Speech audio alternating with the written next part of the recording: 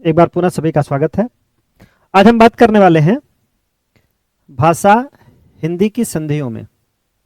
Paper 1 हो चाहे paper 2 हो, यहाँ तक कि संस्कृत में भी ये चीज़ें पूछी जाती हैं। तो आज हम संधि में केवल नामकरण को लेकर चलेंगे और आपको यह दिखाने का प्रयास करेंगे कि संधियाँ कैसे होती हैं। हम सीधे बात करते हैं। तो आइए हम सीधे बात करते हैं संधियों पर और देखते हैं संधि क्या है। आज हम केवल संधि का नाम जानेंगे और हर संधि में कैसे कैसे उसको पढ़ते हैं, पढ़ने का तरीका जानेंगे। अपने आप समझ जाएंगे वो संधियाँ कौन सी हैं। और डर कर सीटेट का पेपर मत दीजिए। सीटेट ही नहीं, कोई पेपर डर कर मत दीजिए। ऐसा नहीं लगता है कि आपको सीटेट हो, चाहे कोई भी हाई स्कूल हो, इंटर हो, जहाँ से भी आप पेपर देख रहे हैं, पेपर दे रहे हैं, उनमें कहीं पर ऐसी संधियाँ नहीं आती हैं जो आपके इर्द गिर्द किसी गद्यांश में, किसी पद्यांश में, किसी भाषा में, किसी कहानी में वो न मिला हो। वो जरूर मिला होगा। तो आइए हम देखते हैं कैसे संधियों को पहचानते हैं, क्या क्या उसमें होता है, हमको करना क्या क्या है। तो सबसे का मतलब स्वर के बाद स्वर ही आएगा, तभी यह क्या होगा, स्वर संधियां होंगी। तो आज स्वर संधियों के नामकरण पर हम चल रहे हैं और एक एक उदाहरण देख रहे हैं। फिर हम बात करेंगे उन उदाहरणों को, कहां से उसकी टूट होती है और कैसे उसको समझते हैं। तो चलिए आइए हम पहले एक एक का नाम देखते हैं। और उन नामकरण में हम बताए हैं कि दोनों संधियों के नाम में आपको बताया गया है कि a प्लस बी का मतलब है यह पहला पद है और यह दूसरा पद है। तो दोनों में स्वर के बाद स्वर ही आना चाहिए।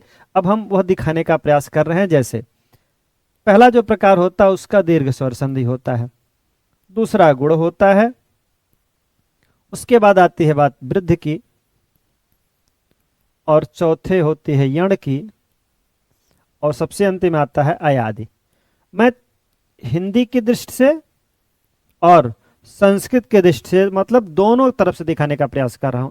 अभी तक ये हिंदी की बात हो रही है, हिंदी के साथ संस्कृत भी है। तो दोनों को देखिए और देखिए दोनों को उदाहरण कैसे आता है, क्या क्या उसमें पूछा जाता है, कैसे उसकी टूट होती है। तो चलिए हम पहला उदाहरण उठा रहे हैं। एक जो सामान्य सा उदाहरण आप जान रहे हैं, क्या, हिमधनालय, जो सबसे आसान है उसी को हम समझाने का प्रयास कर रहे हैं। और उसमें देखिए क्या यह चीज लागू हो रही है कि नहीं। तो पहला देखिए हिमधनालय है, हम a प्लस बी की बात किए हैं। इसका मतलब इसके अंत में और इसका पहला, यह जो a और b की हम बात किए हैं, उस a और b की बात वही है कि जो उसका a और b है, दीर्घ में दोनों तरफ स्वर हो। चलिए अब इसका हम स्वर अलग कर रहे हैं, तो हिम के साथ अ अलग हो जाएगा और आगे पहले से आपको आ दिख रहा है तो आलय है। इसका मतलब जिसकी हम बात कर रहे थे a प्लस बी, मतलब दोनों तरफ स्वर हैं। देखिए ये दोनों तरफ स्वर है यहां पर, इसका मतलब ये स्वर संधि है। सबसे पहले हमको यही पहचान करनी है स्वर संधि कैसे है। अब चलिए हम दूसरा उदाहरण ले रहे हैं। दूसरा उदाहरण देखिए, गुड़ का उदाहरण ले लिया जा रहा है। अब एक एक उदाहरण को ले रहे हैं, फिर इसके नियम पर आएंगे। पहले आपको दिखाने का प्रयास कर रहे हैं कि जितनी स्वर संधियां हैं, क्या सभी स्वर संधियों में दोनों तरफ स्वर आता है, उसी को देखा जाए। चलिए एक उदाहरण हम ले रहे हैं इसका।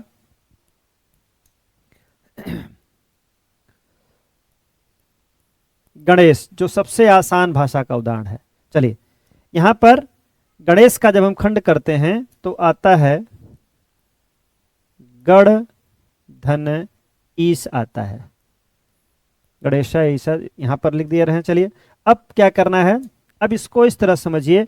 अगर हम कह दें भाई ये बात जो हम कहे हैं वो सही है कि नहीं, तो उसको हम इसी तरह देखेंगे।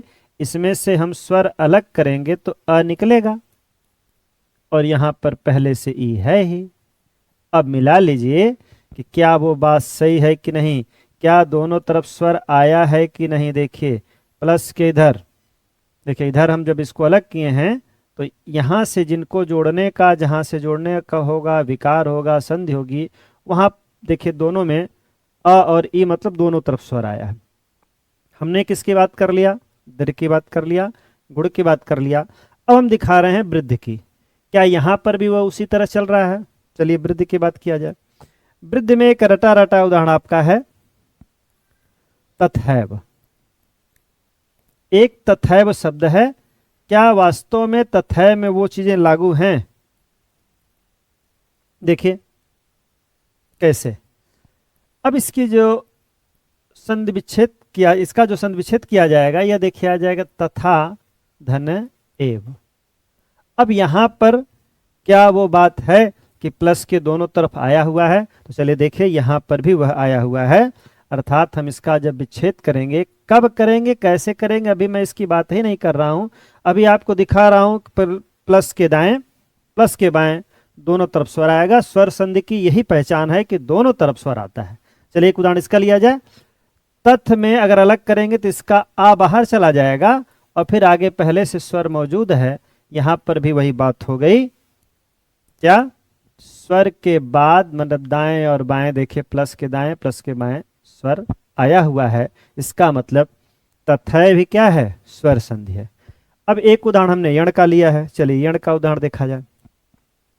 यण के उदाहरण में कैसे देखेंगे, चलिए यण का उदाहरण क्या है, इसमें भी क्या वही बात होती है।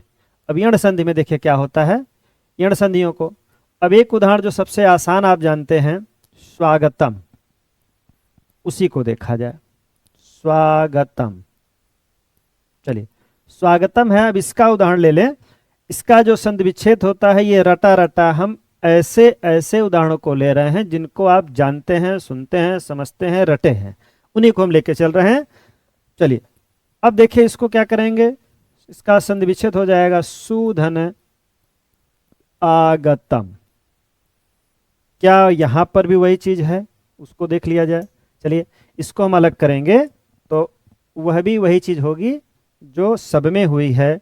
इसका मतलब यह भी स्वर संधि की तरह दिखेगा। देखिए यहां से उ निकल जाएगा, आगे पहले से आगतम है, तो जहां से स्वर है उनको हम अलग नहीं करेंगे, स्वर के बाद हमको स्वर मिल गया। यहां पर भी वही बात हो गई। तो चारों में हमने देखा। अब मैं बात कर रहा हूं एक और संधि है अयादि की। चलिए अयादि संधि की बात कर रहे हैं, तो क्या अयादि में भी वही बात है, अयादि स्वर संधि, क्या इसमें भी ऐसा है, इसको देख लिया जाए। इसमें भी एक उदाहरण लेके चल रहे हैं अयादि इसमें। चलिए इसका एक उदाहरण है पावक। चलिए अब पावक में क्या यहां पर भी दोनों तरफ वही हो रहा है, उसको देखा जाए। इसका देखिए उदाहरण हो जाता है पौ धन अक, या यहां पर पवन अगर आप ले रहे हैं तब भी उसमें वही बात हो जाएगी पो धन अन। यह कब होगा, कैसे होगा, उस पर अभी मत सोचिए।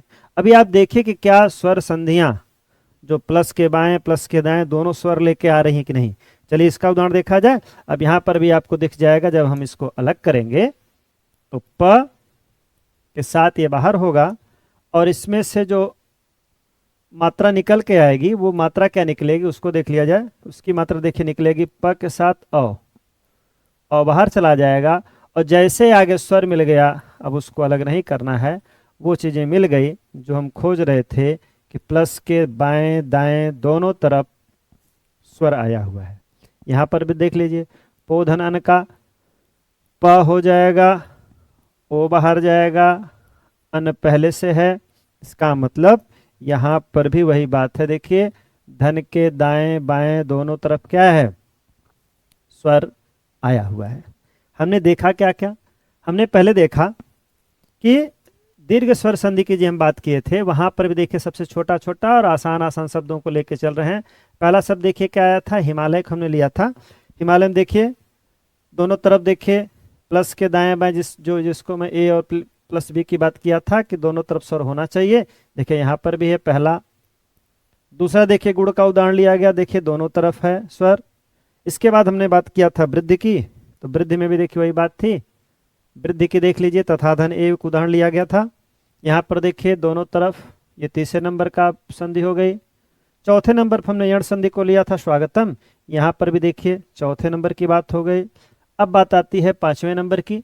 पांचवें पे हमने उदाहरण लिया था अयादि स्वर संधि की, और उसमें भी हमने देख लिया एक पावक का और एक पवन का। ये हिंदी में हो गया। अब इसके बाद जो संधियां आती हैं वो संस्कृत के लिए आती हैं। एक आध प्रश्न पूछा जाता है, तो आइए देखते हैं वो कौन कौन संधियां हैं। जो संस्कृत के लिए आती हैं। जब हम पूर्व रूप संधि, और पूर्व रूप मतलब पूर्व रूप स्वर संधि के नाम से आती है, जैसे पूर्व रूप स्वर संधि, यह पूर्व रूप स्वर संधि है। और दूसरा आती है पर रूप स्वर संधि, पर रूप स्वर संधि। क्या ध्यान देना है दोनों में? इसमें एक चीज ध्यान देनी है कि पूर्व रूप और पर रूप में जो जिसका नाम है वही रहेगा। कहने का मतलब, अगर हम एक भोजपुरी बात करें तो जे जैसे है वैसे रही। अगर यानी कहना पूर्व है तो ये पहले वाला रही, हाई पर है, पर माने होता है बाद में, ये बाद में रहेगा, मतलब इनको नहीं छूना है। अगर ये कहेगा भैया हम पर में है तो हम पर में रह दिया, हम पूर्व है तो हम पूर्व में रह दिया। कहने का मतलब यही है। अब उसको इस रूप में समझिए। इसका नाम जैसे है, यह उदाहरण कब है, कैसे? मैं दो उदाहरण लेके चल रहा हूं। कोधन अपि, और यहां पर एक हम लिख दे रहे हैं, एक दूसरा उदाहरण हम ले रहे हैं, वने अत्र। अभी मैं जो समझाया वही समझिएगा, डरने की जरूरत नहीं है। फिर बता रहे हैं कि जो जैसे है वैसे रहेगा। मतलब ये कहेगा कि भैया हमार जो नाम है वह नाम के अनुसार रह दिया। पर रूप भी यह कहेगा कि भैया हमार जो नाम है वैसे रह दिया, हमार रूप कभी गड़बड़ ना हो, संधि तो हर गलत ना हो। अब कैसे कहेगा? देखिए, ये कह रहा है कि पर माने बाद में, तो पर का मतलब बाद में। तो इसका द्वितीय उदाहरण है, यह है प्रधन एजते। एक तो इसको रटना है, दूसर का कहेगा हमरो रट लिया, उपधन ओषति। यह दो उदाहरण आपको रट के जाना है। और एनएपी कहती है ना कि हमको एनएपी दे के गई है कि हमको वही भाषा समझाइए जो समझ में आ जाए। अगर आपको खड़ी भाषा नहीं समझ में आती है तो भोजपुरी भाषा समझिए, अपने आसपास की भाषा में समझिए। समझना ही है, क्योंकि आप जिस भाषा में समझिए उस भाषा में लग के उत्तर लगाइए। इस नाते हम आपको दोनों भाषाओं में समझाने का प्रयास कर रहेंगे। जही विधि होय नात हित मोरा, उसी प्रकार आपको काम हो जाना चाहिए। पूर्व रूप का मतलब बताया है ना कि जो पूर्व में है, जो पहले है, वह सही रहना चाहिए, उससे छेड़छाड़ नहीं करनी चाहिए। देखिए ये पूर्व में है, ये भी पूर्व में है।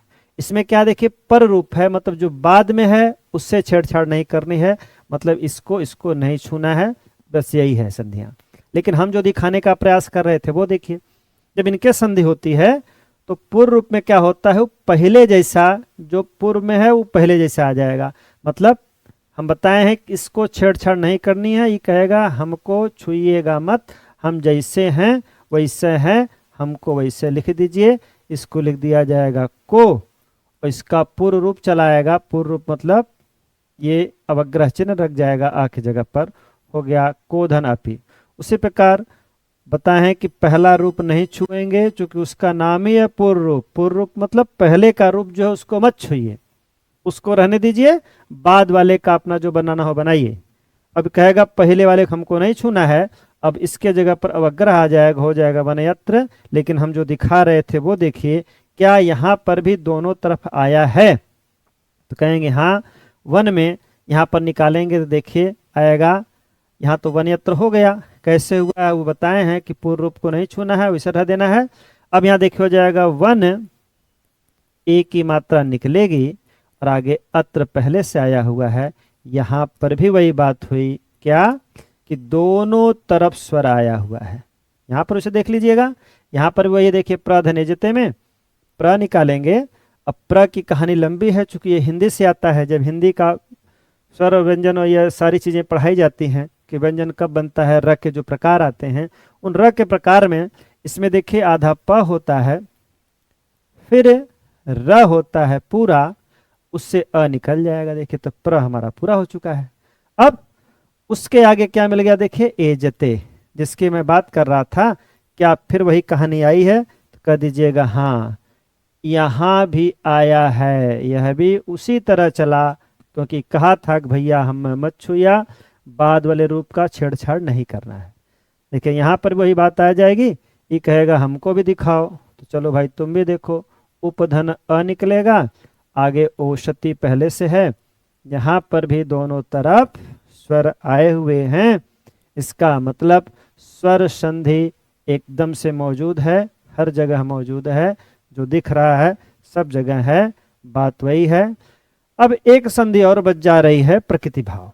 अब प्रकृति भाव उसका नाम ही है कि जैसे है उसी प्रकार उसको भाव दे दीजिए, उसके भाव में छेड़छाड़ नहीं करनी है, जो प्रकृति का है वही भाव आ जाए, मतलब जिस रूप में है उसी तरह उसका भाव पड़ा रहे, उसमें नो चेंज करना है।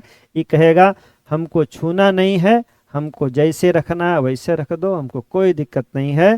जैसे एक उदाहरण हम लेके चल रहे हैं, क्या हम एक उदाहरण लेके चल रहे हैं, अभी पहले से बता रहे हैं कि आपको अभी नहीं बता रहे हैं कौन सा नियम कैसे बन रहा है, क्यों बन रहा है, खाली आपको दिखाने का प्रयास कर रहे हैं। हरि एतौ, एक उदाहरण आ गया। अब यहाँ पर भी वही बात है जो कह रहा था कि भाई हम दोनों तरफ हैं।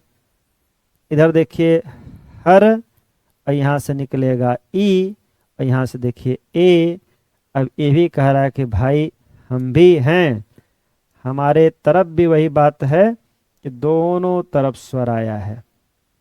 तो बात समझ गए होंगे कि 5 संधियां हिंदी के लिए, 3 संधियां और ऐड कर लेंगे तो संस्कृत के लिए। हमने सबका उदाहरण देखा है। आइए